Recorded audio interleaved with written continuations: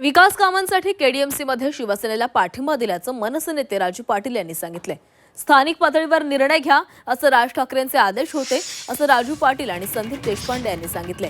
तर स्थानिक पातळीवर असे निर्णय होत असतात असं बाळा नांदगावकर यांनी म्हटलेलं आहे।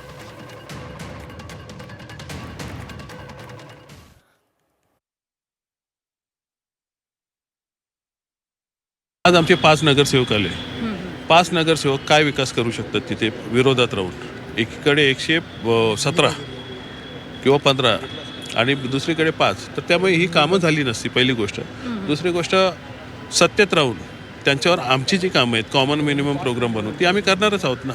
त्यामुळे ती कामं होत असतील, लोकांचं मत वाया जात नसेल, त्यांची कामं होत असतील तर आम्ही काही पैशाने विकलो गेले नाही आहेत। आमच्या लोकांनी पैसे घेऊन आम्ही पाठिंबा दिलेला नाही। जो खेळ इथे चालू होता तो कुठेतरी बंद व्हावा, लोकांना एक स्टेबल इथे महापौर किंवा जे लोकप्रतिनिधी त्यांचं राज्य इथे स्टेबल असावं या एका चांगल्या हेतूने दिलेला पाठिंबा।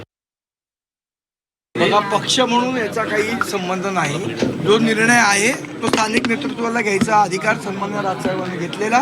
जे स्थानिक राजकारण ज्या पद्धतीचं चालू होतं त्या याच्यात जनतेच्या हिताच्या दृष्टीने जो निर्णय योग्य वाटला तो आमच्या स्थानिक नेतृत्वाने घेतला। कल्याण डोंबिवलीमध्ये सुद्धा बीजेपीचं आणि त्यांचं कदाचित थोडंसं बिनसलेलं असावं आणि शिंदे साहेबांना वाटलं असावं की आपल्या स्वतःच एक हाती सत्ता असावी, म्हणून त्यांनी कदाचित लोकल लेवलवरती या तडजोडी केल्या असाव्यात। आणि त्या बाबतीमध्ये आमचे तिकडचे जे नेते आहेत, आमदार आहेत माझी, त्यांच्याशी त्यांची चर्चा झाली असावी।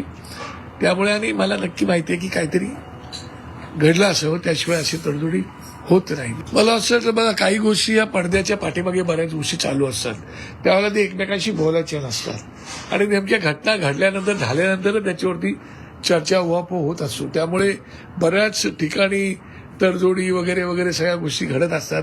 तशा प्रकारचे आता काय आहे की उद्धव साहेब पण राजकारणात नवीन नाहीत आणि राजसाहेब पण राजकारणात नवीन नाहीत आणि आता जे वेगवेगळ्या घडामोडी घडवतात ते राजकारणात नवीन नाहीत। राजकारणामध्ये काही कधी होऊ शकतं, कोणाचा शत्रू कायमचा कधीच नसतो।